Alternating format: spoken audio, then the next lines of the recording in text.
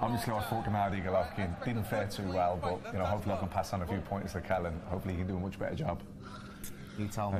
But you're looking sharp anyway, Kell. That's for sure. As I was watching the spar, I was wondering how you're going to approach this fight. How do you see it playing out tactically? You know, for me, I've got no respect for him until I get in that ring, and you know, he's got to show me, you know, the power for me to, you know, to get that respect.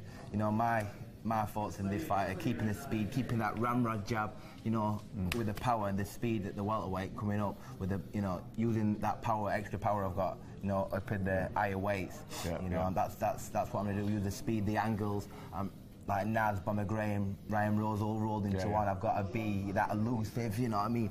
Movement, thinking, and being sharp in this fight, you know, because I know that he comes at these chopping angles and, you know, these body shots. I've seen it also. Yeah, and he throws his left hook very long, like almost amateurish, and even kind of scoops it round. So I think, you know, when you're pulling out, I know you use anticipation, use reflexes. I make sure that I'm switching and being sharp and you know, making him think. You can't allow him to read you. He's a very intelligent fighter. He's not just a puncher.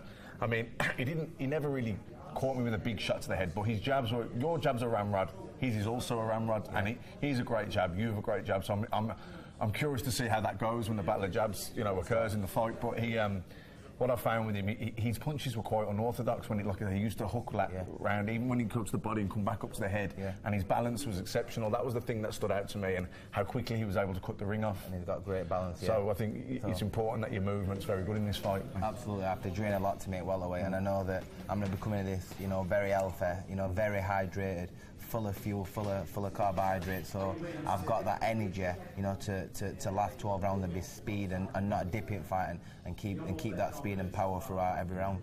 Oh, brilliant. Well, listen, we're all looking forward to it, and we're all rooting for you. Thanks, mate.